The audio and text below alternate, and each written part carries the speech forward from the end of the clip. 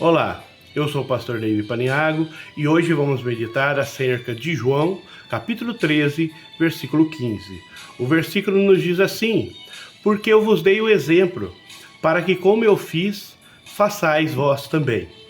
Mais uma vez, porque eu vos dei o exemplo, para que como eu fiz, façais vós também. Primeira parte do versículo: porque eu vos dei o exemplo. Jesus responde sua própria pergunta e chama a atenção dos discípulos para as implicações dos títulos que eles davam a ele. Está escrito em João 13:13: vós me chamais Mestre e Senhor, e dizeis bens, porque eu sou. Já que os discípulos reconheciam o Senhor Jesus como Mestre e Senhor, eles também deveriam aceitar a sua orientação e deveriam seguir seu exemplo. Sua instrução, afinal, era transmitida não apenas por preceito, mas também por prática. Em vez de buscar posições de destaque para eles mesmos, os discípulos deveriam seguir o exemplo do seu Senhor, realizando humildemente até mesmo os serviços mais humildes. Jesus deu o exemplo supremo a ser seguido para os seus discípulos. Sobre ele ser nosso exemplo, Pedro escreveu, 1 Pedro 2,21, porque para isso sois chamados, pois também Cristo padeceu por nós, deixando-nos o exemplo para que sigamos as suas pisadas. Os exemplos, modelos ou paradigmas fazem parte da nossa vida, assim como o ar que respiramos. Na história bíblica, observamos que quando havia uma crise política ou religiosa, essa crise se dava em razão da falta de modelos ou referenciais. Aconteceu assim no período dos juízes e também em muitos outros momentos da história da nação hebraica. Quando Arão construiu o bezerro de ouro, o fez porque o povo se achou sem um modelo para seguir. O longo período em que Moisés, o grande legislador hebreu, ficou ausente, favoreceu esse fato. Êxodo 32:1. No vácuo criado pela essa ausência, o povo queria seguir os deuses pagãos como modelo. O pastor José Gonçalves escreve, acredito que no livro Sábios Conselhos para um Viver Vitorioso, que Napoleão Bonaparte, ele estava se preparando para uma das maiores batalhas. Nessa batalha ele estava em dificuldade, o seu contingente era 3 vezes inferior às forças inimigas. E Napoleão resolveu avisar seus generais que ele iria na frente da batalha. Os generais procuraram dissuadi-lo, dizendo: Senhor, o senhor é o império, se o senhor morreu, tudo que lutamos deixará de existir. A batalha será muito difícil, nós cuidamos para o senhor. Só que isso não foi capaz de dissuadir Napoleão. E um pouco depois dessa argumentação, um amigo íntimo dele, também general, chamado Junot, chegou até ele e disse para Napoleão, de novo, que ele não devia ir na frente da batalha. Napoleão olhou para ele com firmeza e disse: não tem jeito, eu vou.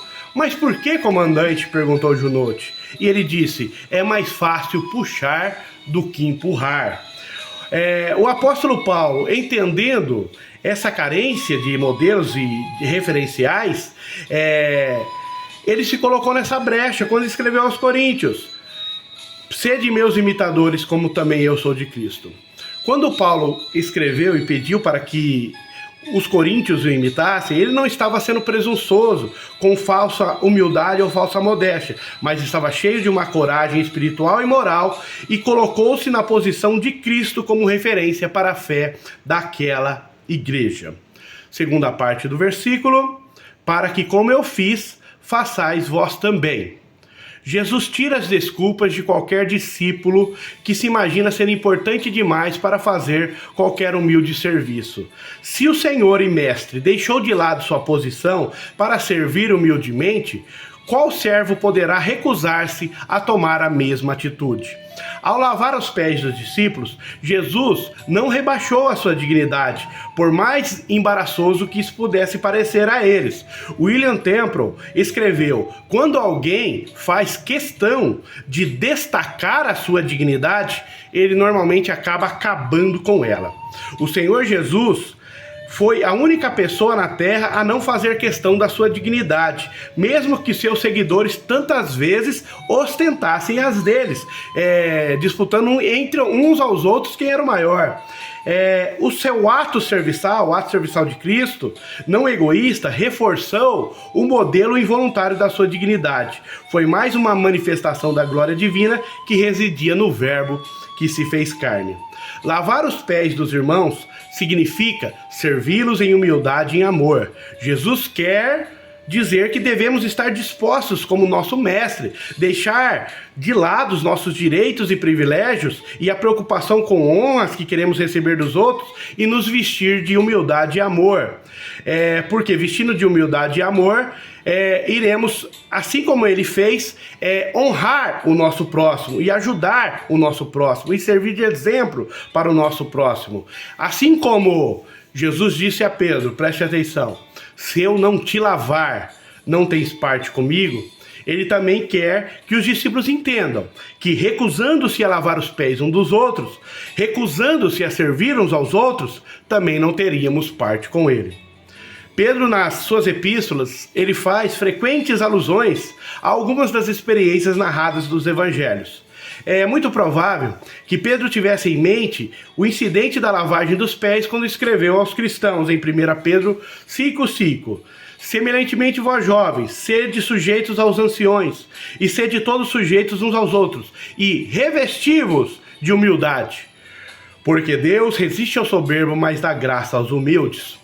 No grego original, a palavra traduzida por revestir ou cingir provém do termo que descreve o avental usado pelos escravos em serviço, de modo que se pode interpretar essa expressão assim: vistam o avental da humildade para servir uns aos outros. Foi exatamente isso que o Senhor Jesus fez quando lavou os pés dos discípulos, e é como Ele quer que nós também venhamos fazer uns aos outros.